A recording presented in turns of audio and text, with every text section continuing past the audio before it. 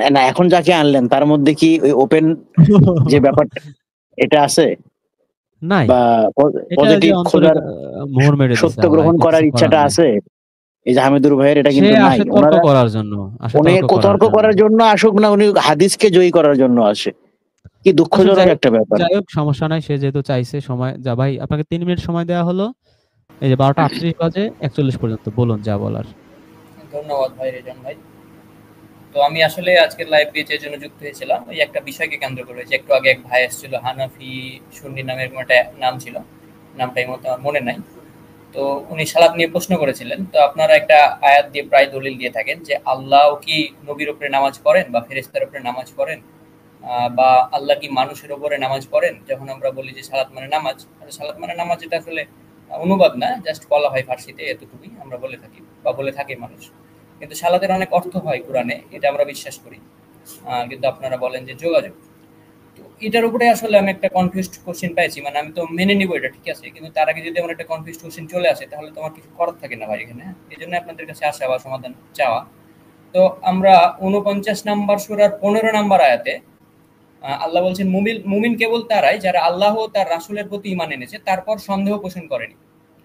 তো আল্লাহ এখানে বলছে মুমিন কেবল তারাই যারা আল্লাহ তার রাসূলের প্রতি ঈমান আনে। আবার আরেকটা আয়াতে আছে মুমিনরা কেবল পরস্পর ভাই ভাই। তো আমরা ৫৯ নাম্বার সূরার লাস্ট আয়াতে একদম ২৪ নাম্বার বা ২৩ নাম্বার আয়াতে আমরা দেখি যে আল্লাহ নিজেকে মুমিন বলছে। তো ভাই আল্লাহ নিজেকে মুমিন বলছেন, আল্লাহ আবার কিভাবে, মানে আল্লাহ তার রাসূলের প্রতি ঈমান আনে কিনা? মুমিন কেবল তারাই যারা আল্লাহ তার রাসূলের প্রতি ঈমান আনে। তাহলে আল্লাহ কিভাবে মুমিন হলেন? যদি আল্লাহ মানুষের উপরে সালাত করেন বলতে আপনারা বুঝেন যে আল্লাহ কি নামাজ পড়েন? তো সালাতের অনেক অর্থ হয়। সালাতের উদ্দেশ্যমূলক অর্থ হয়। যেমন আমরা সালাতের দ্বারা আল্লাহর কাছে রহমত চাই বা আমাদের কল্যাণ চাই। ঠিক আল্লাহ যখন সালাত পড়েন বলা হয় তখন মিনিংটা ঠিক উল্টো হয়ে যায়। ঠিক যেভাবে আল্লাহ মুমিন হলে অর্থটা উল্টা হয়ে যায় যে আল্লাহ নিরাপত্তা দেন। আর আমরা যখন মুমিন হই তখন আমরা আল্লাহর কাছে নিরাপত্তা চাই বা আমরা বিশ্বাসী হই। ঠিক ভাই সালাতের মানেও উল্টে যায়। যখন আল্লাহ সালাত করেন তখন আল্লাহ অনুগ্রহ করেন বা কল্যাণ দেন, ব্যাপারটা এমন। তো আমার কাছে এটা মনে হয়েছে রেজান ভাই, যদি আমার ভুল থাকে আমি তো এই জন্য আসি যে আমার কনফিউজ দূর করে দিবেন। তো আমার প্রশ্ন হচ্ছে আল্লাহ কিভাবে মুমিন হয়? হ্যাঁ রেজন ভাই, আমার এখানে কথা শেষ, ৩ মিনিট লাগবে। আচ্ছা কত নাম্বার সূরা, কত নাম্বার আয়াত? কোনটা ভাই? যে আল্লাহ মুমিন হয় ৬০ নাম্বার সূরার কত আচ্ছা আয়াত? আচ্ছা, হ্যাঁ ৫৯ নাম্বার সূরার ২৪ বা ২৩ যেকোনো একটাতে আছে।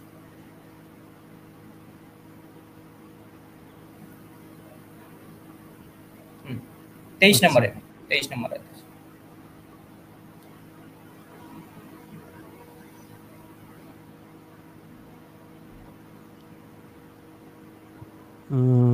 আমাদের ওই যে লাইট রাসূলের কথা মনে আছে ইমাম মেহেদী?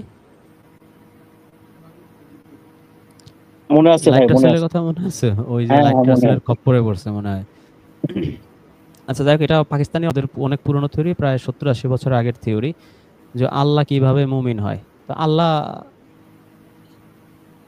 আল্লাহ বলছে আমার রঙে তোমরা রঞ্জিত হও। তো আমরা আল্লাহর রঙে রঞ্জিত হইতে রাজি না। ৫৯ নাম্বার সূরার ৬০ নাম্বার আয়াত নিয়ে উনি কথা বলছেন আল্লাহ কিভাবে মুমিন হয়। তো আল্লাহ যে মুমিন হয় এটা মেনে নিতে কেন এত কষ্ট হয় আমি জানি না, বুক ফেটে যায়। এখানে আল্লাহ বলছেন যে তিনি আল্লাহ, তিনি ছাড়া কোনো ইলাহ নেই। তিনি বাদশাহ, মহাপবিত্র, ত্রুটিমুক্ত, নিরাপত্তা দানকারী, রক্ষক, মহাপরাক্রমশালী, মহাপ্রতাপশালী, অতীব মহিমান্বিত, তারা যা শরীক করে তা হতে পবিত্র মহান। এই নিরাপত্তা দানকারী, এটা এটা আরবিতে আছে মুমিন। তো মুমিনের আল্লাহ কিভাবে মুমিন হয় এই প্রশ্ন যারা হাদিসবিদ তাদের সবার মাথায় খেলে। এজন্য সব জায়গায় মুমিনের অর্থ বিশ্বাসী দিলেও এই সূরা হাশরের ২৩ নম্বর আয়াতে আইসাই তারা অর্থ চেঞ্জ করে দিছে। এখানে আর মুমিন দিতে পারে না। আল্লাহ কিভাবে মুমিন হয়? আল্লাহ কার উপর ঈমান আনবে? কার উপর বিশ্বাস করবে? যে সব জায়গায় আপনারা দেখতে পাচ্ছেন ১৯৩ জায়গায় কুরআনে মুমিন শব্দ আছে, সবখানে হচ্ছে মুমিন, বিশ্বাসী, বিশ্বাসী, বিশ্বাসী। আমি কতগুলা দেখাবো ১৯৩ আপনারা ক্লিক করলে আপনারা পেয়ে যাবেন। এখন আধুনিক প্রযুক্তির যুগে এটা খুবই সহজ। আগে এতটা সহজ ছিল না। আমাদের অনেক কষ্ট হইতো একেকটা ওয়ার্ড মিলাইতে ধরে, ধরে। এনিওয়ে, তো আল্লাহ কিভাবে মুমিন হয়? মানুষ যেভাবে মুমিন হয়। আমি আল্লাহকে বিশ্বাস করি। আমি সারা জাহান, আমি অনেক কিছু কিন্তু দেখি না। তারপরেও আমাকে আল্লাহ বিশ্বাস করতে বলছে। যেমন আমি কিন্তু ফেরেশতা দেখি না, আল্লাহ বলছে বিশ্বাস কর। আমি কিন্তু জিন দেখি না, আল্লাহ বলছে বিশ্বাস কর। আমি কিন্তু আখিরাত দেখি নাই, আল্লাহ বলছে বিশ্বাস কর। অনেক কিছু আছে যেটা আমি আসলে দেখি নাই কিন্তু আল্লাহ আমাকে বিশ্বাস করতে বলছে। কিন্তু এভরিথিং, সবকিছু কিন্তু আছে। তো আল্লাহ কিন্তু এগুলো সব বিশ্বাস করে। আল্লাহ নিজে সৃষ্টিকর্তা। তিনি এগুলো সব বিশ্বাস করেন, আমাদেরকে তার মতো বিশ্বাসী হইতে বলছেন। আল্লাহ ইন্সপায়ার করছেন। আমরা শুধু একটা জিনিস দেখতেছি, কুরআন, না দেখছি আল্লাহ, না দেখছি ফেরেশতা, না দেখছি ঈসা, মুসা, ইব্রাহিম, নুহু, শুআয়ব, আইয়ুব, কাউকে আমরা দেখি নাই। কিন্তু আল্লাহ আমাদের বিশ্বাস করতে বলছেন। কারণ আল্লাহ নিজেই বিশ্বাসী। বিশ্বাসের মর্যাদা, এই যে কত দামি জিনিস, এটা আমরা কুরআন পড়লে বলছি। আল্লাহ বারবার বলছেন যে, ওয়াদা করলে ওয়াদা রক্ষা করো। মানুষের বিশ্বাস নষ্ট করো না। বিশ্বাস করো। তোমরা কি বিশ্বাস করবে না? আবার বিশ্বাস নিয়ে কটাক্ষও করেছেন যে, তোমরা কি মনে করো তোমরা বিশ্বাস করলেই তোমাদের ছেড়ে দেয়া হবে, তোমাদের পরীক্ষা করা হবে না? সুতরাং এই বিশ্বাসটা খুব ডিফিকাল্ট একটা বিষয়, এবং কোরআন পড়ে আমরা জানি যে আমরা আমল যদি করি কিন্তু বিশ্বাস না থাকে, সেই আমলের মূল্য নাই। আবার শুধু যদি বিশ্বাসই করি কিন্তু আমল না থাকে, সেই আমলেরও কোনো মূল্য নাই। যেই বিশ্বাস বা যে ঈমান আমাদেরকে আসলে জান্নাতের পথে নিতে না পারলো, নেকির পাল্লা ভারী করতে না পারলো, সেই ঈমান কিন্তু আমার কোনো কাজে লাগবে না। আমাকে শিকল দিয়ে বেঁধে জাহান্নামে নিয়ে যাবে। সুতরাং এই বিশ্বাস আর আমল ওতপ্রোতভাবে জড়িত। দুটোই দরকার আছে। তো আল্লাহ সৃষ্টিকর্তা, তিনি ফেরেশতা, আ জিন, আখিরাত, এভরিথিং আল্লাহও বিশ্বাস করেন। বিশ্বাস করলে সমস্যা কি? আল্লাহকে কি আমরা অবিশ্বাসী কাফির বলবো? এখানে যে আল্লাহ বলছেন মুমিন, তো আমি কি এটার উল্টা অর্থ করব? না, আল্লাহ বিশ্বাসী না, আল্লাহ হচ্ছে কাফের। তো আল্লাহকে আমার কাফের বলা লাগে, নাস্তিক বলা লাগে। তো এই মোল্লা হুজুর এরা হচ্ছে কি মাথার মধ্যে ওই হাদিস ঢুকে গেছে, তো এজন্য আরকি এলোমেলো হয়ে যায় আরকি। যে হাদিসের মোল্লারা এদের আবার একটা ধর্ম কি, এরা হচ্ছে আকাবির বিশ্বাস করে। মানে আগের উলামারা যা বলে গেছে সেটাই চোখ বন্ধ করে। যেমন জামাত ইসলাম, এর আগে মওদুদি ছিল। মওদুদি যেরকম তাফসীর করে যেটার অর্থ যা করছে, তার আকিমুস সালাত, আকিমুদ্দিনের ব্যাখ্যাগুলো আপনারা জানেন কিনা? এটা হচ্ছে আকিমুস সালাত হচ্ছে পুরো রাষ্ট্রে কায়েম করতে হবে। নামাজ না পড়লে পিটাইয়া তাকে নামাজ পড়াইতে হবে। দিন কায়েম মানে হচ্ছে রাষ্ট্র ক্ষমতা দখল। রাষ্ট্র ক্ষমতা দখল করলে তাহলে হচ্ছে সত্যিকার অর্থে দিন কায়েম হবে। এটা হচ্ছে মওদুদির থিওরি। এর আগে ছিল তাইমিয়ার থিওরি আছে। মাঝখানে ছিল আব্দুল ওহাব, যেটা এখন এই যে আহলে হাদিস ভার্সন চলে আসছে বাংলাদেশে। ওহাবের থিওরি আছে। ইমাম আবু হানিফার থিওরি আছে, বুখারীর থিওরি। যুগে যুগে এরকম আলেম ওলামারা যা বলে গেছে, এরা এখন ধরে ওগুলোই মুখস্থ করে। সেগুলোর বাইরে এরা যেতে পারে না, ব্রেন খুলতে পারে না।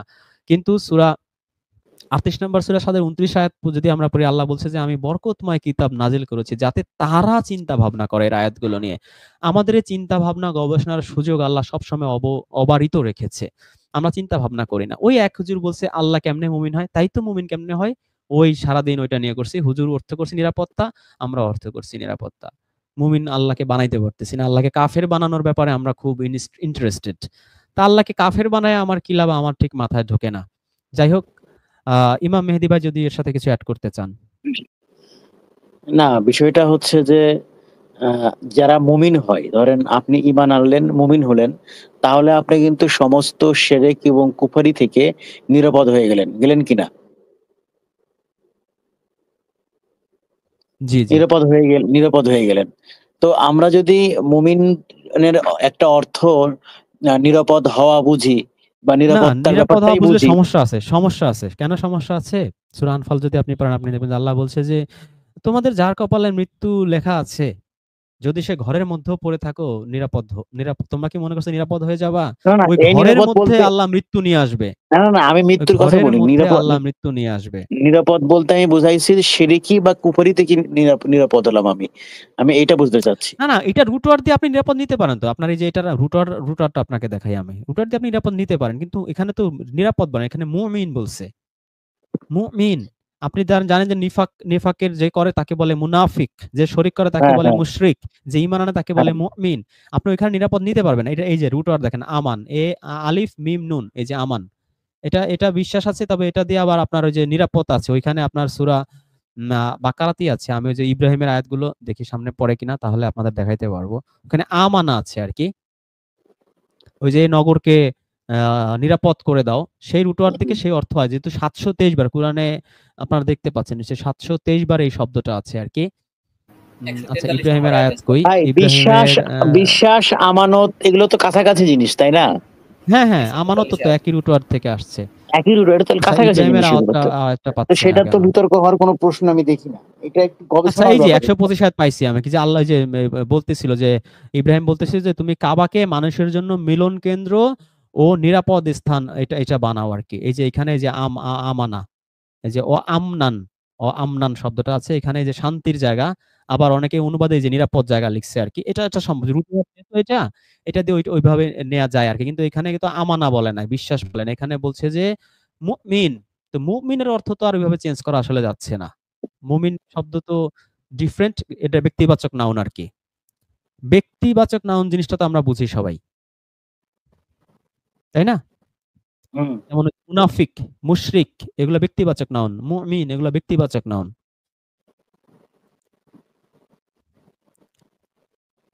আচ্ছা, আমাদের সাথে আর কে আছেন? আহ,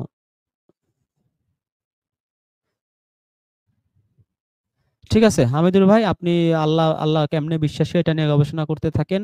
এটা নিয়ে গবেষণা করতে করতে আপনি হাদিসের সাগরে ডুবে চলে যান, আমাদের কোনো আপত্তি নাই। কিন্তু ভাই আমরা হাদিস মানি না, মানবো না। হাদিস মানার চেয়ে নাস্তিক হয়ে যাওয়া ভালো, এবং হাদিস মানলে নাস্তিক হওয়া 1 মাসের ব্যাপার। এমন এমন জঘন্য হাদিস বানায় রাখছে, ওগুলা না ভাই, ওগুলা ভাই সেটা না সম্ভব হয় বললেন। এই যে দেখেন, বিশ্বাস, তারপর নিরাপত্তা, এগুলো তো কিন্তু একদম রিলেটেড ব্যাপারগুলো। তো এগুলো আসলে আমরা আমরা যদি পড়াশোনা না করি, আমরা যদি না জানি, গবেষণা না করি, তাহলে তো হবে না। আল্লাহ তো কোরআনে গবেষণা করতেই বলছে। তো একটা বিষয় নিয়ে তো আপনার সবসময়ই যে এক কথায় উত্তর আসবে, এটাও তো কখনো না। সে ব্যাপারগুলো নিয়ে গবেষণা, এই যে কথা বলতে বলতেই কিন্তু আমরা কিন্তু নিরাপত্তা এবং ইমানদারি, মানে বিশ্বাসকে আমরা কিন্তু কাছাকাছি আনতে পারলাম। এটা হয়তো আপনার জানা ছিল, হয়তো আমার রুটওয়ার্ড একই, আমার রুটওয়ার্ড একই। আমার হয়তো বা এটা নতুন করে একটা জানা হলো। হ্যাঁ, সেটাই বললাম আমি, যে এটা কিন্তু দেখেন, আলোচনা করলে কিন্তু এগুলো কিন্তু আহ, অনেক কিছুই বের হয়ে আসে। তো আলোচনা না করে আমরা যদি শুধু বিতর্ক করি এবং খুঁজে দেখেন, উনি খুঁজে খুঁজে কোত্থেকে কি বের করে আনতেছে, মানে কোরআনটাকে উনি প্রশ্নবিদ্ধ করতেই হবে, না বুঝছেন? আপনারা একবার বলে ফেললো না যে আগের কিতাবগুলো কেন আল্লাহ সংরক্ষণ করে নাই, নাস্তিকদের মতো প্রশ্ন একটা করলো না। মানে এটা উনি হাদিসকে সরাসরি ওনার উপর নেয় জাস্টিফাই নাই। করার জন্য, হাদিসকে হ্যাঁ, প্রতিষ্ঠা করার জন্য এরা কোরআনের বিরুদ্ধে প্রশ্ন তুলতে এদের বুক কাঁপে না। এটাই তো বললাম, এরা ওনাদের উদ্দেশ্যই কিন্তু হচ্ছে আমি কোরআনকে জয়ী করা। আমি বুঝি না মেহেদী ভাই, মানে মানে একটা মানুষ, তাকে বলতেছি ভাই তুমি হাদিস মানো মানো, তো জোর করে সে আমাকে হাদিস মানাইতে আসতে, সে কি বোঝে না যে হাদিসের সাগরে আহলে হাদিস তাবলিগ মাবলিগ সব পথ পাড়ি দিয়ে আমরা এখানে আসছি? এটা এইটুক বোঝার মতো বুদ্ধি কি তার হয় নাই? না ভাই, হাদিস হাদিসের মধ্যে ঢোকা তো অনেক পরের কথা। হাদিসের উৎপত্তি, হাদিসের গ্রহণযোগ্যতা, এগুলো নিয়েই তো আমরা, এখান থেকেই তো বিচ্ছিন্ন হয়ে গেছি আমরা। হাদিসের মধ্যে ঢোকা তো আরো পরের কথা। আমরা তো হাদিসের উৎপত্তি নিয়েই তো আমরা বিচ্ছিন্ন হাদিস থেকে। তো সেটা আর কি দিয়ে বুঝাবে আমাদেরকে, বলেন? যেটার সাথে আমাদের কানেকশনই নাই, সেটা আমরা কেমনে, সেটাতে আমাদের বুঝাবে কি দিয়ে, বলেন? আমরা তো কানেকশনই হারায় ফেলছি সেটার সাথে, সংযোগ বিচ্ছিন্ন করে দিছি। সেটা দিয়ে আর আমাদেরকে রেজওয়ান ভাই, বুঝায় লাভ কি? জি শহীদুল ভাই, যা বলার বলেন ভাই। জি হামিদুর ভাই তো চলে গেছে। আমি তো এখানে 2টি হাদিস শেয়ার না আছে, করছিলাম যে আপনার কথা শুনতে পাবে, শুধু, সমস্যা নাই। সে বলছে আমি তো উত্তর জি দিছি, আমি তো, এখন এমন তো না যে আমি উত্তর দেই নাই। এক, হ্যাঁ দিছেন। এখন যদি আমি ঠিক মতনে অজু করি এবং তেল ব্যবহার করি, তাহলে আমার 70 বছরের গুনাহ মাফ হয়ে যাচ্ছে। তা আমি 35 বছর বয়সে যদি ঠিক মতনে একবার অজু করতে পারি এবং তেল ব্যবহার করি, তাহলে যদি আমার 70 বছরের গুনাহ মাফ হয়ে যায়, তাহলে আগামী 35 বছর আরো আমি গুনাহ করব। তারপরে যাই আমি প্রয়োজনে আবার অজু করে নিব। তাহলে এত নামাজ, রোজা, হাদিস এগুলার দরকার কি? মানে একদম শর্টকাট হিসাব। উনি এগুলার পিছনে দৌড়াচ্ছেন কেন? হাদিস তো মার্কেটে চলে শর্টকাটের জন্যই, হাদিসে সব শর্টকাট, জান্নাতে যাওয়ার টিপস আছে, ট্রিক্স আছে, এই জন্য এটা মার্কেটে এখন চলে, নাহলে চলতো না। এই যে শহীদ ভাইয়ের একটা কমেন্ট, এটা ওনাকে হামিদুরকে প্রশ্ন করছে, সে উত্তর দেয় কিনা আমি জানি না। তো উনি বলছে যে আমার খুব জানার ইচ্ছা, হামিদুর সাহেব বলুক হাদিস দিয়ে যে রাসূল কোথায় বলেছেন যে আল্লাহু আমানু মানে আল্লাহ আসলে কি বুঝিয়েছেন। যে হামিদুর, আপনি কি এর উত্তর দিতে পারবেন? যে আপনি তো, আপনারা তো বলেন যে হাদিস হচ্ছে কোরআনের ব্যাখ্যা, তাহলে কোরআনের এই এই যে আয়াতের, যে আয়াত আপনি নিয়ে আসছেন, এই আয়াতের ব্যাখ্যা কোন হাদিস, সেই হাদিসের নাম্বারটা তাহলে আপনি প্রাইভেট চ্যাটে দিয়ে দেন, যে এই আয়াতের ব্যাখ্যায় রাসূল বলে দিছে যে এখানে আসলে এই যে আল্লাহ মুমিন মানে হচ্ছে আল্লাহ নিরাপত্তা দানকারী, অথবা মুমিন মানে বিশ্বাসী। এই আয়াতের তাফসীর, জাস্ট সোজা কথা, এই আয়াতের হাদিস আপনি নিয়ে আসেন, যেহেতু হাদিস হচ্ছে কোরআনের ব্যাখ্যা, এই আয়াতের ব্যাখ্যা কি কোনো হাদিস পৃথিবীতে আছে কিনা। যদি থেকে থাকে আপনি দেন, আর যদি না দিতে পারেন বোঝা যাবে যে আসলে কোরআনের সমস্ত আয়াতের ব্যাখ্যা বা সমস্ত আয়াতের হাদিস আসলে নাই, এটা প্রমাণ হবে। জি শহীদুল ভাই কন্টিনিউ করেন। আহ, না, আমার তো যেটা বলার আমি সেটা বলে ফেলছি, যে একজন মানুষ যদি শুধুমাত্র অজু করে আর সুগন্ধি ব্যবহার করে, তেল ব্যবহার করে 70 বছরের গুনাহ মাপ পেয়ে যায়, তাহলে আমি জীবনে একবার এমন করলে আমি তো 70 বছর নাও বাঁচতে পারি। তাহলে আমার তো আর পৃথিবীতে কিছুই করতে হচ্ছে না। মা বাবার আরে সেবা, 70 বছর আল্লাহকে আপনারে মানা 80 বা বছরের কোনো গুনাহ কিছুই মাফের দোয়া করতে হচ্ছে শেখাবো? না। আপনাকে 80 বছরের গুনাহ মাফের দোয়া শেখাবো? আপনি কালকে জুম্মার দিন না, আরো 10 বছরের আসরের বেশি নামাজের গুনাহ। পরে একটা দুরূদ শরীফ জি, পড়বেন। দুরূদ শরীফ আপনি চাইলে আমি দিতে পারবো, আমি এখন ভুলে গেছি। ওইটা 40 বার না 100 বার ওইটা পড়লে 80 বছরের গুনাহ মাফ হয়ে যাবে। একটা দুরূদ শরীফ আছে, শুক্রবার দিন আসরের পরে পড়তে হয়। 80 বছরের গুনাহ মাফ। কি মনে করছেন আপনি? এমনি এমনি চলে মার্কেটে? এই যে, হ্যাঁ ঠিক আছে, এখন এই যে এগুলা করলে যদি, তাহলে তো আমরা যদি এখন একবার ভালো করে অজু করি এবং সুগন্ধি ব্যবহার করি আর হামিদুর ভাইকে গালাগালি করি বা মন্দ বলি বা যা খুশি তাই করি, আমাদের তো কোনো সমস্যা নাই। যেহেতু 70 বছরের গুনাহ মাপ, আমার বয়স মাত্র 35 বছর, আরো 35 বছর পর্যন্ত গুনাহ করলেও আমার কোনো সমস্যা নাই, সেটা অগ্রিম মাপ মাপ হয়ে আছে। হুম, সেটাই। আচ্ছা, তো হাসান ভাইকে একটু সুযোগ দেই। জি হাসান ভাই, আনমিউট করে কথা বলেন। এদেরকে যতই বলা হোক ভাই, ওরা মানবে না। ওরা ওদের ব্যবসা চালু করার জন্য, ব্যবসা বা চালু রাখার জন্য, ওদের ধান্দা চালু রাখার জন্য ওরা করবেই। যেমন এক ইমাম বলতেছে, তুমি কোরআন মানো, ঠিক আছে, উনি কোরআনও মানতে যাচ্ছে, বলতেছে যে তুমি নামাজ পড়বো কিভাবে হাতে যদি না মানো, আমাকে ভেবে বলে। আমি আর কিছু বলি নাই, ওখানে চলে আসছি। আমাকে বোঝানোর জন্য যে ভাই নিয়ে গেছে সে বলছে, আমি চলে আসছি, কোনো কথা বলিনি। এরা, এদের সবচেয়ে বড় জিনিস হচ্ছে এদের ধান্দা, এদের ইনকাম, এদের ব্যবসা। এই ব্যবসা আর ইনকাম ছাড়া এদের কোনো কিছুই নাই ধর্ম থেকে, মোল্লা মৌলবীদের।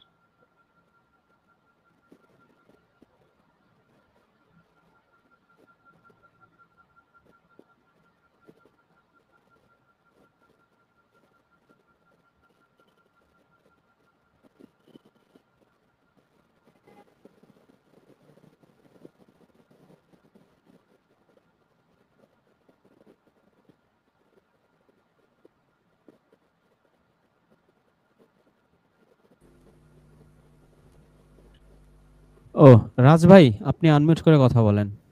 জি ভাই, কেমন আছেন? জি আলহামদুলিল্লাহ।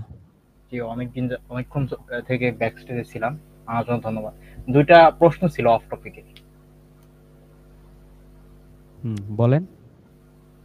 জি, প্রশ্নটা করার আগে হামিদুর ভাইয়ের সম্বন্ধে একটা তথ্য দেই আপনাকে। সেটা হইতেছে, এই যে আপনি যে বলেন না মাঝে মাঝে উনি এসে বারবার পেঁচায়, ক্যাচাল করে, এটা করে ওইটা করে জ্বালায়, তো উনি আসলে আপনার কথাগুলো নিয়ে ভুল ভাবে উপস্থাপন করে ওনার একটা চ্যানেলে ছেড়ে দেয়, যেটা আজকে সকালে আমি একটা ভিডিও দেখলাম আর কি। যাই হোক, ওনার সাথে আমার মনে হয় যে কথা বাড়াবাড়ি না করাই ভালো। ওই যে উনি যে আল্লাহকে নিয়ে মাত্র একটা প্রশ্ন করলো না, আল্লাহ মুমিন হয় কেমনে, আমি ড্যাম শিওর ও কালকে ভিডিওটা ছাড়বে, বুঝছেন, ভুলভাবে উপস্থাপন করে ছাড়বে, এটাই। আর আমার যেটা প্রশ্ন ছিল সেটা হইতেছে সালামের ব্যাপারে। আমি জানি যে এই বিষয়ে আপনি এর আগেও হয়তো ভিডিওতে ক্লিয়ার করছেন। আমাকে একটু ভিডিওর ইয়েটা দিলে ভালো হইতো, টাইটেলটা। আর দ্বিতীয় প্রশ্নটা হইতেছে, এই ভিডিওটা আপনি অনেক আগে ছাড়ছিলেন, প্রায় বছর খানিকের আগে। তবে তখন অতটা ট্রিগার করে নাই, একটা জিনিস আমার মাথায় ট্রিগার করে নাই। সেটা হইতেছে ওই নেক আমলের বিষয়ে, যে টাকা পয়সা দান করে দেওয়া, এটা একটা নেক আমল, তাই না ভাই? হ্যালো ভাই, শুনতে পাচ্ছেন না? হ্যালো। একবারে দান করে দেওয়া যাবে না তো। আল্লাহ বলছে একবারে। জি জি, আমি আহ, আমি ওই জিনিসটা জানতে চাচ্ছিলাম যে আহ, আম, আহ, কথার কথা, যে আমি একটা সাইকেল কিনবো বা আমি ধরেন বাড়ি বানাবো, তার জন্য আমি টাকা জমাইতেছি, তো আমার কি সব টাকা দান করে দিতে হবে? নিজের প্রয়োজন বাদে সব টাকা কি দান করে দিতে হবে, নাকি আমি চাইলে ভবিষ্যতের জন্য কিছু টাকা জমায় রাখতে পারবো? এটা একটু জানা ছিল।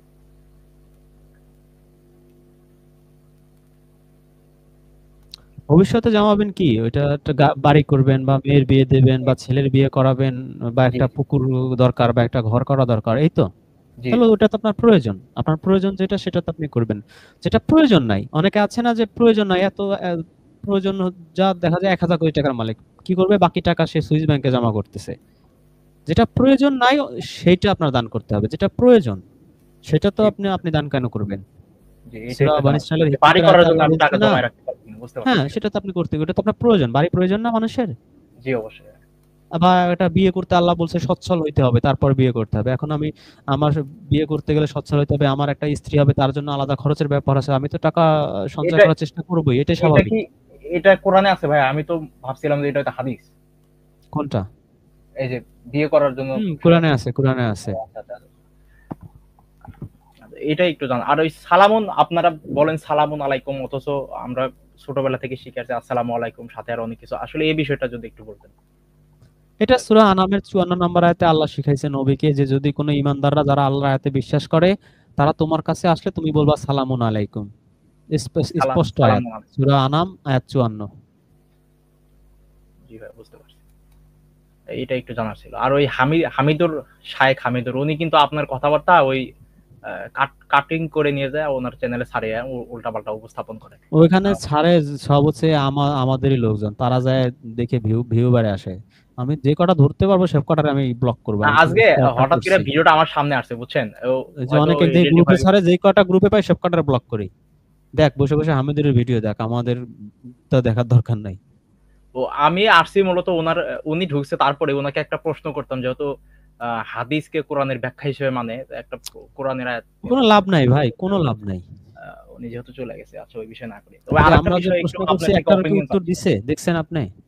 জি ভাই, উনি উল্টাপাল্টা ওটা আপনি ওই যে বললাম না, উনি আসে একমাত্র উদ্দেশ্য হইতেছে আপনার কথাবার্তা নিয়ে উল্টাপাল্টা উপস্থাপন করবে, দ্যাটস ইট, আর কিছু না। কথাবার্তা নিয়ে কাটিং করে আর কি হ্যাঁ, হ্যাঁ। ই করবে, ওইটা নিয়ে তবে বকবক করবে। আমি দীর্ঘদিন যাবত ফেসবুকে এবং ইউটিউবে কপিরাইট কন্টেন্ট নিয়ে কাজ করছি। মানে বিষয়টা হইতেছে কপিরাইট কন্টেন্ট আমার চ্যানেলে দিয়া, চ্যানেল এবং ফেসবুক পেজ মনিটাইজেশনের উপযুক্ত করে এগুলো সেল করে দেওয়ার কাজ করছি প্রায় 1.5 বছর যাবত। তো ওনার যদি এরকম কোনো কিছু শখ থাকে যে ইউটিউব এবং ফেসবুক থেকে অন্য ক্লিপ কাইটে নিয়ে চালায় ইনকাম করা, তবে সে আমার কাছে আসতে পারে। আমি একটা ওই দেখাই দিব, সমস্যা নেই, ভালো ইনকাম হবে আর কি। তবে এটা কপিরাইট অনেক ঝামেলা আর কি, অনেক ঝামেলা পাওয়া যায়, যার কারণে এই বিষয়টা আমি কন্টিনিউ করি না এখন আর, তবে আগে করতাম। তো কিন্তু ভাই শুনতে ঠিক পাচ্ছি কিনা আছে, যদি। আমাদের সাথে আছেন রাশেদ ফকির। রাশেদ ফকির, আপনার কোনো প্রশ্ন থাকলে আনমিউট করে প্রশ্ন করেন। আসসালামু আলাইকুম রিজন ভাই, কেমন আছেন? জি সালামু আলাইকুম। জি আলহামদুলিল্লাহ, আপনি ভালো আছেন? হ্যাঁ জি, আলহামদুলিল্লাহ, আল্লাহর রহমতে ভালো আছি। রিজন ভাই, আমার কোনো প্রশ্ন নেই, তবে শেষের দিকে একটু বলবো। আমি আল্লাহর রহমতে মানুষের কাছে কোরআনের প্রচার শুরু করে দিয়েছি আল্লাহর রহমতে। তো আমার সিস্টেমটা হইতেছে এরকম করে আমি শুরু করি, মানুষকে সর্বপ্রথম বোঝানোর চেষ্টা করি লা ইলাহা ইল্লাল্লাহ এর অর্থটা কি। তাদের মুখ থেকেই বের করি যে আল্লাহ ছাড়া কোনো ইলাহা নাই, আল্লাহ ছাড়া কোনো আইনদাতা নাই, আল্লাহ ছাড়া কোনো বিধানদাতা নাই। তারপরে আমার স্টেজটা শুরু হয়ে যায়। হ্যাঁ, কিন্তু আমি একটা সমস্যা ফিল করতেছি যে কিছু মানুষ আছে যারা মোটামুটি বোঝে, হ্যাঁ তারা নিতে পারে, কিন্তু ওই যে কথা একটাই যে সবই বুঝলাম কিন্তু তারপরে মানতে কষ্ট হচ্ছে। তবে আমি চেষ্টা চালিয়ে যাচ্ছি। আর কিছু কিছু ক্ষেত্রে আমি বিভিন্ন জায়গায় বসি, বিভিন্ন শ্রেণীর মানুষের সঙ্গে কথা হয়। তো কিছু কিছু জায়গায় মানে যেমন যাদের জ্ঞান অনেক কম বলে মনে হয় আর কি, শিক্ষিত না, মানে পাঠ্যপুস্তকের জ্ঞানও যাদের ভিতরে নাই, এই মানুষগুলো এই বিষয়গুলো না নিতে পারে না। হ্যাঁ, তো এই ক্ষেত্রে আমাকে একটু পরামর্শ দিন যে কোন শ্রেণীর মানুষের সঙ্গে কথা বললে আমার জন্য একটু ভালো। আমি বুঝি নাই প্রশ্নটা।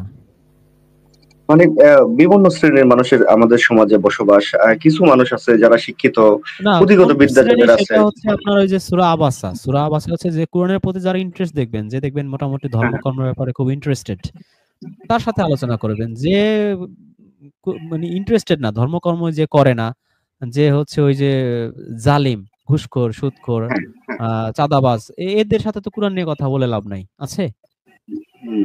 জি, রিজন সূরা ভাই। আবাসা পড়বেন। যে কোরআনের প্রতি ইন্টারেস্টেড, যে উপদেশ বাণীর প্রতি ইন্টারেস্টেড, তাকে বেশি প্রায়োরিটি দিবেন। আর যে বেপরোয়া তার উপর ড্যাম কেয়ার, সালাম দিয়ে হাঁটা দিবেন। আর আচ্ছা, এই যে রফিকুল ইসলাম ভাই একটা কমেন্ট করছে, এটার উত্তরটা দেয়া মনে করি যে প্রয়োজন। রফিকুল ইসলাম লিখেছেন আল্লাহ তো অসচ্ছল অবস্থায় দান করতে বলছে, যে ব্যক্তি অসচ্ছল সে কিভাবে দান করবে একটু বুঝিয়ে বললে ভালো হবে। যে ব্যক্তি অসচ্ছল সে কিভাবে দান করবে? মানে কি আপনার একটা অসচ্ছল, সে হচ্ছে তার কাছে ৫০০ টাকা আছে, সে ৬০ টাকা কেজির চাল না কিনে দেখতেছে ৬০ টাকা চাল যদি আমি কিনি তাহলে আমার তরকারি কিনতে কষ্ট হয়ে যাবে। তো এরকম টানাটানির মধ্যে চলতেছে। তার মানে টানাটানির মধ্যে যে চলে সেই হচ্ছে অসচ্ছল। এখন সে অবস্থায় কিভাবে দান করবে? সে অবস্থায় সচ্ছল হলে সে ১০০ টাকা দান করতো, এখন অসচ্ছল সে অল্প দান করবে। ৫ টাকা ২ টাকা এরকম দান করবে। ব্যাস। আল্লাহ তো কারো উপর জোর জুলুম করে না। আর কোরআনের সূরা বানী ইসরাঈলের আয়াত নাম্বারটা সম্ভবত ৩৩ না ৩৪ ভুলে গেছি। আল্লাহ বলছে দানের ক্ষেত্রে মুক্ত হস্ত হওয়া যাবে না, আবার হাত মুষ্টি করেও রাখা যাবে না। এটা হচ্ছে দানের এই সূরা বানী ইসরাঈলে আল্লাহর শেখানো আরকি পদ্ধতি। একেবারে মুক্ত হস্তে দান করে একেবারে তখন সকালে দান করলেন, দুপুরবেলা ভাত খেতে পারতেছেন না। এরকম দান করা যাবে না। আবার হচ্ছে ছেচরামি করা যাবে না। আপনার দান করার তৌফিক আছে। আপনি ইচ্ছে করলে এই মাসে ৫,০০০ টাকা দান করতে পারেন। সেখানে আপনি ৫০০ টাকা দান করছেন। এরকম করা যাবে না। ছেচরামিও করা যাবে না। আবার একেবারে এমন দান করা যাবে না যে আপনার দুপুরে এখন ঘরে ভাত নাই। ঘরে বউ বাচ্চা কান্নাকাটি করতেছে। এরকম করা যাবে না। আমি আপনাদের একটু আয়াত নাম্বারটা একটু বলতে পারলে ভালো হইতো। অনেকদিন এই সূরাটা পড়া হয় না। সূরা বনী ইসরাঈল খুব ফেভারিট একটা সূরা আমার। যাই হোক আমি দেখি আয়াতটা কোথায় আছে। যে বিষয়ে তোমার জ্ঞান নাই, মাপে কম দাও, ভয়প্রাপ্ত নফসকে হত্যা করা। সম্ভবত ২৭ এ। আচ্ছা দেখি। সন্তানদের যার জন্য হ্যাঁ পাইছি। ২৯ নম্বর আয়াত। ২৯ নম্বর আয়াতে আরকি এই জিনিসটা আছে। আমি একটু আয়াতটা আপনাদের স্ক্রিনে দেখাই। এটা আমাদের তো মোল্লারা শিখাবে না। কোরআন কোরআন পড়বেন তাহলে শিখতে পারবেন। এই যে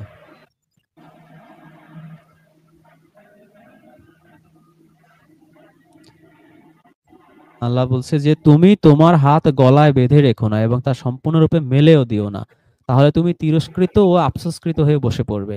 তোমার হাতকে তোমার গলার সাথে বেঁধে দিও না, আর তা একেবারে প্রসারিত করেও দিও না, তাহলে তুমি তিরস্কৃত ও নিঃস্ব হয়ে বসে পড়বে। ফজলুর রহমান লিখছে যে তোমার হাত গ্রীবায় আবদ্ধ রেখো না, মানে একেবারে ব্যাকুণ্ঠ হয়েও না, কিংবা তা পুরোপুরি প্রসারিত করো না, মানে একেবারে মুক্ত হস্ত হয়েও না, তাহলে তুমি তিরস্কৃত কিংবা নিঃস্ব হয়ে পড়বে। এই যে একেবারে কেন এটা করতে নিষেধ করছে তার তাফসিরও আল্লাহ এই আয়াতে করে দিছে। সুতরাং দান করার ক্ষেত্রে আমরা এই আয়াতটা সূরা বানী ইসরাঈলের ২৯ আয়াতটা একটু মনে রাখার চেষ্টা করব সব সময়। আর সচ্ছল অসচ্ছল যেটা সেটা তো ভাই পাবলিক পারবে না। ওইটা হচ্ছে যারা মুত্তাকিদের জন্য ওইটা আরকি। মুত্তাকি লেভেলে যাইতে পারলে ওইটা আপনি পারবেন। সচ্ছল অবস্থায়ও পারবেন দান করতে, অসচ্ছল অবস্থায়ও পারবেন। যেটা বললাম ওই ট্রিক্সটা খাটাবেন আরকি, অল্প করবেন কিন্তু করবেন আরকি। যে না থাক এখন আমার টানাটানি সংসার, এখন আর দান-টান করব না, এরকম যেন আপনার না হয়। আচ্ছা সাফায়েত হোসেন আছে আমাদের সাথে। জি সাফায়েত হোসেন বলুন। রিজন ভাই প্লিজ একটু অনুমতি দিলে এই বিষয়ে একটু আলোচনা করতাম, একটু যদি জি জি সময় জি দিতেন জি ভাই, সুযোগ জি দিতেন। এই যে আল্লাহ তাআলা যে আয়াতটা আপনি পাঠ করলেন, আল্লাহর রহমতে এটা অনেক আগেই দেখার তৌফিক হয়েছিল আমার। তো এই বিষয়ে আমি একটা ছোট্ট উদাহরণ দেব। আমাদের গ্রামের একটা লোক আব্দুল খালেক নাম উনি। তো আমি চিন্তা করলাম যে সম্পদ যখন কি করবে না, গলা হাত উপরে উঠে রাখবে, মানে কৃপণ হয়ে যাবে, সেক্ষেত্রে সে কিভাবে নিঃস্ব হয়ে যায়। তো এটা আমি উপলব্ধি করে এটা চিন্তা করলাম যে আমার গ্রামের মধ্যে সবচাইতে কৃপণ মানুষটা হলো আব্দুল খালেক। ওনার অনেক সম্পত্তি। দেখেন ওনার স্ত্রীকে উনি ব্লাউজ পর্যন্ত কিনে দেয় না, শাড়িটা পেঁচায় রাখে। উনি আবার কি করে পলিস্টার যে লুঙ্গিগুলো আছে সেই লুঙ্গিগুলো পরে। নিজের সন্তানের প্রতি ব্যয় করে না, নিজের মেয়ের প্রতি ব্যয় করে না। সন্তান যদি কোনো টাকা পয়সার প্রয়োজন হয় চুরি করে কি করে, তারপরে মনে করেন যে তার চাহিদা মিটায়। তো আমি চিন্তা করলাম যে ওর এত সম্পদ, তারপরেও আল্লাহ তাআলা ওকে কিভাবে রাখছে, মানে ওই সম্পদ সে নিজে ব্যবহার করতে পারতেছে না। মানে এটাই আমার কাছে আসে যে ওর সম্পদ থাকা সত্ত্বেও ও মানে মিসকিন, তার চেয়েও মানে মিসকিনের চেয়েও বড় মিসকিন হয়ে বেঁচে আছে। এইটা ভাই একেবারে জ্বলন্ত একটা প্রমাণ পেয়ে গেছি আমি ভাই। মানে অবাক করার মতো। আর রিজন ভাই, আমি আমার একটু হাই প্রেসারের প্রবলেম, আমি একটু ঘুমিয়ে যাব। এই জন্য আমি একটা কথা বলতে চাচ্ছি, এটা সম্পর্কে একটু আমাকে পরামর্শ দিবেন। তো আমি আল্লাহর রহমতে যে কোরআনের প্রচার, আমি ওই আয়াতটার প্রতি খুবই মানে আগ্রহ, যে ওই ব্যক্তির চেয়ে কে উত্তম যে মানুষকে আল্লাহর কথা বলে। আর আল্লাহর কথা তো অবশ্যই কোরআনের কথা, এটা আমরা সবাই বিশ্বাস করি। তো আমি চেষ্টা করি কোরআনের আয়াত বলার জন্য। তো আজকেও একটা জায়গায় আমি বলতেছিলাম, তো সেখানে আমাকে একটা ব্যক্তি খুব পছন্দ করছে এবং আমার ফোন নাম্বার নিয়ে নিছে। নেওয়ার পরে ফাইনালি আমার একটু ভয়ই লাগতেছিল। উনি বলতেছে, ভাই আমি আপনাকে যদি ডাকি আপনি আসেন। তাই আমি বললাম যে, ভাই আপনি তো আবার কাল্লা কাটবেন না? মানে এই ভয়টা আমার ভিতরে একটু ঢুকছে। সেক্ষেত্রে আমি কি সেফটি অবলম্বন করতে পারি একটু বলবেন ভাই প্লিজ। এই বলে আমার কথা শেষ। আপনার উত্তরের অপেক্ষায়। সালামুন আলাইকুম রিজওয়ান ভাই। না, আপনি হচ্ছে আপনার দাওয়াতটা হচ্ছে প্রথমে আপনার পরিবার দিতে হবে, তারপর আত্মীয়-স্বজন প্রায়োরিটি। আপনি আমাদের একটা taskianos.com একটা আর্টিকেলস আছে যে পরিবারে ও আত্মীয়-স্বজনের মধ্যে কিভাবে কোরআনের দাওয়াত দিবেন। আগে তাদের প্রায়োরিটি। সেখানে আগে দেওয়ার চেষ্টা করবেন। আননোন পারসনকে দাওয়াত দেওয়াটা একটু মানে করবেন আরকি। সতর্কতা অবলম্বন করবেন। আর ফুল আননোন হইলে আরকি আর এট লিস্ট মানে তার যখন যাবেন যে ঝামেলা হইতে পারে একটা ছবি তুলে রাখলেন বা লাইভ এখন ওই যে Facebook এ লাইভ আছে না? লাইভও চালু করতে পারেন। যে যদি মনে করেন যে না একটা ঝামেলা হইতে পারে, লাইভ অবস্থায় আপনার কোনো ক্ষতি করলে ওটা তো সারা ওয়ার্ল্ডে চলে যাবে। এটা করতে পারেন। এছাড়া আর কি বলবো? আননোন লোকের কাছে দাওয়াত না দেওয়াটাই বেটার। আর নোন পারসন হইলে তাহলে তার সমস্যা নাই। সে অন্তত মেরে ফেলতে পারবে না। তারপরেও আমি মনে করি যে আগে ফ্যামিলি তারপর রিলেটিভ। বাইরের মানুষ পরে। জি, ধন্যবাদ রিজওয়ান ভাই। সালামুন আলাইকুম। জি, সালামুন আলাইকুম। জি, সাফায়েত ভাই। ভাই শোনা যাচ্ছে আমার কথা? হ্যালো। জি, আলহামদুলিল্লাহ। হ্যাঁ, রিজন ভাই শুনতে পারতেছেন আমার কথা? জি, জি, জি। ভাই আমি বলতে চাচ্ছিলাম কি আপনাদের ওয়েবসাইটের লিংকটা তো আমার কাছে নাই। তো আমি একটা আপনাদের পরামর্শ দিতাম যে মানে আমাদের সবার জন্যই যে ওয়েবসাইটে যদি এমন একটা হাদিস সম্পর্কে একটা পেজ থাকে যে যেখানে নবীর নামে অশ্লীল কথা মানে বলা হয়েছে যেসব হাদিসে, তারপরে অবৈজ্ঞানিক এবং কোরআন বিরোধী যে হাদিসগুলো আছে সহিহ, এখন তো সহিহ হাদিসের ট্রেন্ড চলতেছে। ওই ওই সহিহ হাদিসগুলোর যদি একটা লিস্ট থাকতো অনেকগুলা, ১টা ২টা না। ওইটা দিয়ে আসলে মানে যেকোনো হুজুররে চ্যালেঞ্জ করা যাইতো বা যে ভাই একটা হাদিস না তো এরকম কি বলবেন? আমরা আপনাদের কাছ থেকে আমরা কেন শুনি না? আপনাদের মানে আপনার মাধ্যমেই কেন শুনতে হইলো এসব কথা? আর এইসব হাদিসটাই কি হুজুররাই গোপন করে? মানে হুজুরদের বিরুদ্ধে আমার যতটা ক্ষোভ আসলে উনাদের কাছে এই কি অ্যান্সার দেয়? মানে আমার কিছু লোকজন আছে এই টাইপের জানাশোনা বা আমি পরিচিত আছে। এরকম একটা হইলে ভালো হইতো। যে আপনাদের ওয়েবসাইটে যদি এমন একটা আর্টিকেল পেজ থাকতো, আমি ওয়েবসাইটটা দেখিনি এখনো আমি। তো ঠিক আছে, আমরা এই আপনার বিষয়ে সুন্দর পরামর্শের জন্য অনেক ধন্যবাদ। আমরা চেষ্টা করব খুব দ্রুতই ওই হাদিস রিলেটেড একটা করে সাবমেনু করে ওইখানে এই হাদিসগুলো ঢুকানোর জন্য। হ্যাঁ, মানে শুধু সহিহ আর হাদিসগুলো যাতে আর কিছু না taskianos.com এর ঢুকে। অ্যাড্রেসটা আপনাকে এই যে কমেন্ট বক্সে দিছি, আপনি এখানে taskianos.com এর অ্যাড্রেস আর আমি লিংকে ক্লিক করতে পারেন। বা আমি বানানটা দেখতে দেখে নিতে পাচ্ছি। পারেন। আপনি পরে বানানে লিখে সার্চ দিলে চলে আসবে। আর আমি অথবা আপনাদের আমাদের WhatsApp গ্রুপে ছিলাম ভাই। ইউটিউব পোস্টে এই ২ দিন আগেও আমরা একটা ওই যে অনুবাদ দিছিলাম সূরা কিয়ামাত। কিয়ামা আরকি ওই সূরা কিয়ামা ওইখানে ক্লিক করলে আপনি ওই যে সেই ওয়েবসাইটে আপনাদের ঢুকতে আমি পারবেন। মানে বন্ধুমহল গ্রুপে অ্যাড ছিলাম ভাই। ওই গ্রুপ থেকে আমাদের বের করে দিছেন কেন জানি? আমি তো বুঝতে পারলাম না। ওই ছবি নাই, WhatsApp অনেকের ছবি নাই, অনেকের সাথে পার্সোনাল মানে জানাশোনা নাই তো। তো আননোন হ্যাঁ, ওইটা পারসন আমার থাকলে হয় কি বিজনেস অনেক সময় পেজ তো ঝামেলা ভাই। করে। হাদিসওয়ালারা ওটা আসে, বিজনেস। এসে ওই হাদিস নিয়ে হ্যাঁ, ক্যাচাল করে, অনেক সময় নষ্ট হয় আমাদের। আমাদের গ্রুপ খুলছি কুরআন নিয়ে আলোচনা করার জন্য, আয়াত নিয়ে আলোচনা করার জন্য। সেখানে এই হাদিসওয়ালাদের সাথে তর্ক করতে, করতে সারাদিন নষ্ট হয় মানুষের। এইজন্য আরকি অথবা আপ অনেক আছে আননোন ছবি-টবি নাই অথবা নাম নাই, নাম দেয়া ABCD, নাম দেয়া আছে ময়না পাখি, টিয়া পাখি। তো এইজন্য ভাই আমার আরকি ওটা বিজনেস তাদের আইডি, সাথে ঠিক ভয়েস আছে? চ্যাটে মানে কথা এইজন্য বলতে নামও প্রবলেম দিতে হয়। পারবো না, বুঝছেন?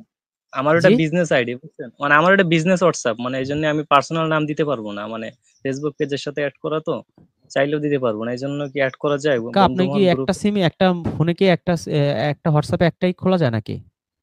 হ্যাঁ, ওইটা দিয়ে আমি মানে সবসময় ইউজ করি। মানে আমার বিজনেস পার্সোনাল বেশিরভাগ, তাই। মানে এইজন্য তো মানে মনে হয় ছবি দেওয়া নেই আমার, এইজন্য মনে হয় এড করা নেই। এখন কি করা যায় তাইলে বলেন আপনি? এখন আমার নাম তো ভাই আমার ঠিকানা বলছিলেন, চাইছিলেন। আমার নাম, বাড়ি সবকিছু তো দিছিলাম আপনারে।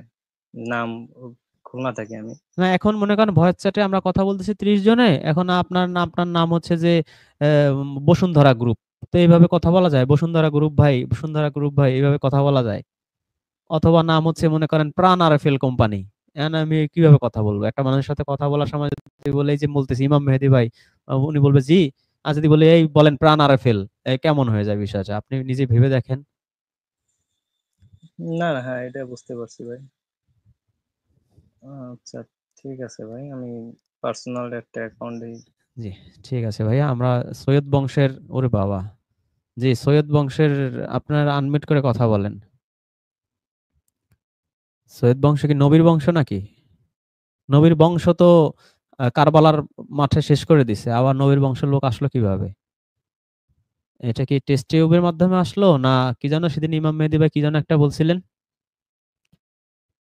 ভুলে গেলাম। সারোগেসি। সারোগেসির করে আসলো। যে সৈয়দ বংশ, আপনি আনমিউট করে কথা বলেন। শোনে না মনে হয়, না শুনলে নাই। আচ্ছা। আর ফয়সাল ভাই আসছে এত রাত্রে। ফয়সাল ভাই, জি, সালামুন আলাইকুম। সালাম আলাইকুম, একটু কি অবস্থা মাঝখানে ভাই? ব্যস্ত ছিলাম, এই তো ভাই। তারপরে ভাবলাম যে আপনারা আছেন যেহেতু একটু আবার যুক্ত হই। আমি একটু শেয়ার করি মেহেদী ভাই, রেজন ভাই, একটা ব্যাপার আজকে আমি নিউজে দেখলাম। বিবিসি না সিএনএন আমার ঠিক মনে নেই, অথবা আল জাজিরা, তিনটা যে কোনো একটা নিউজ হবে। এই কাবা ঘরের এই হজ হয়ে গেল তো, কাবা ঘরের দেখলাম যে কাবা ঘরটাকে খুব ক্লোজ দেখাচ্ছে। হুম। এই ঘটনা কি, কাবা ঘর তো এইভাবে দেখায় না, এত সুন্দর ক্লোজ করে দেখাচ্ছে। তো ওটার ওই শামিয়ানা, মানে যেটা উপরে চাদরটা থাকে, ওইটা চেঞ্জ করতেছে। এই জন্য আজকে একটু ডিফারেন্ট লাগতেছে, চেঞ্জ করতেছে। তখন আর কি যা, মানে আগেও জানছি বাট আজকে একটু ক্লিয়ার জানলাম, প্রতি বছরই নাকি এইটাকে এইভাবে পুরাটা চেঞ্জ হয়ে যায়। তো এই যে আরবিক ক্যালিওগ্রাফি যেটা আছে, এটা যে চেঞ্জ করতে একটা বিশাল অ্যামাউন্ট খরচ হয়। এই যে ওই অ্যালফাবেট গুলো আবার লেখে, অনেক মানুষ দেখলাম কাজ করতেছে, ওইটা প্রসেসিংটা দেখালো। এবং পুরো কাজটা করতে অ্যামাউন্টটা আমার মনে নেই, তাতে 1,000 কোটি টাকা বা এরকম একটা হিউজ অ্যামাউন্ট প্রতি বছর এটা খরচ করা হয়, এই আপনার কাছে কি চেঞ্জটা সৌদি করা বাদশা হয়। কি টাকা চাইছে নাকি, যে আমার টাকার সমস্যা, এটা চেঞ্জ করবে, 1,000 কোটি টাকা লাগবে আমাকে, ফয়সাল খান আমাকে টাকা পাঠাও? না, আজকে জুমার ব্যাপারটা তাহলে ছিল আপনার তো এত কষ্ট ওটা। হইতেছে কেন ভাইজান? না, কষ্ট হইতেছে এই জন্য যে এত মানুষ সমস্যায় আছে, আশপাশে আফ্রিকার লোকজন না খায় আছে। এখন এইটা, এই যে ওইটাতে জামায়াতের কিছু ব্যাপার করতে আছে। পারবো না ভাই। আমার আমার সামর্থ্যে যেটুকু আছে বাংলাদেশে, বাংলাদেশে যতটুকু পারি ওইটাই আমার মনে হয় যে ওইদিকে ফোকাস করাটা বেশি বেটার। না, সেটা ঠিক আছে, কিন্তু আসলে ওইটাই আর কি। আজকে জুমার জামায়াত আসলো তো, তখন হঠাৎ করে আমার মনে পড়লো এখানেও তো জামায়াত হয়, কিন্তু ফোকাসটা কোন দিকে, এইটাই আর কি। ফোকাস তো আসলে সাজসজ্জা, আর আল্লাহর আরবির অ্যালফাবেট কি এভাবে লিখলে এটা তো মানুষের ইসে থাকার কথা। এই যে শো আপ, এইটা, এটাও তো আমার কাছে মনে হলো হঠাৎ করে, এটা কি একটা পূজার মন্ডপ যেভাবে সাজাচ্ছে, এটাও তো এরকম একটা খুব রিনোভেশন হচ্ছে, হচ্ছে, প্রতি বছর এটা চেঞ্জ না হয়, ওইটা আসলে এইটাই আমাদের আর কি। দেখছি করণীয় না, ওইটা তো অনেক আমাদের আয়ত্তের বাইরে। যাই হোক, একটা জি, বেজে গেছে প্রায়। যারা যারা আমাদের সাথে ছিলেন, সবাইকে ধন্যবাদ মনোযোগ দিয়ে দেখার জন্য। আর এই যে জুমার নামাজ আর এই শনিবারের যে মর্মান্তিক ইতিহাস আজকে আমরা জানলাম, কোরআনে কি আছে আর আমরা কি করি, এই বিষয়টা আমরা একটু উপলব্ধি করার চেষ্টা করব।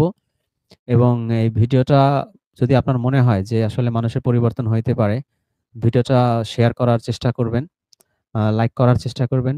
তাহলে কি হবে, এটা রিচ পাওয়া যাবে, মানে অন্য একজনের কাছে দিলে আরেকজন দেখতে পারবো। হতে পারে যে এই একটা জিনিসই অনেক মানুষকে কোরআনের পথে নিয়ে আসতে পারে। কারণ এই জুমার নামাজ এই আর্টিকেলটার মধ্যে আমরা অনেক কিছু ইনক্লুড করার একসাথে চেষ্টা করেছি। আচ্ছা, যাব বলতেছি, এর মধ্যে আমাদের নাস্তিক ভাই আসছেন। নাস্তিকদের সাথে তো আমাদের কথা বলা ঠিক না, কারণ আপনার নাস্তিকতা আপনার কাছে, আমাদের ধর্ম আমাদের কাছে। তারপরও দেখি ভাই যদি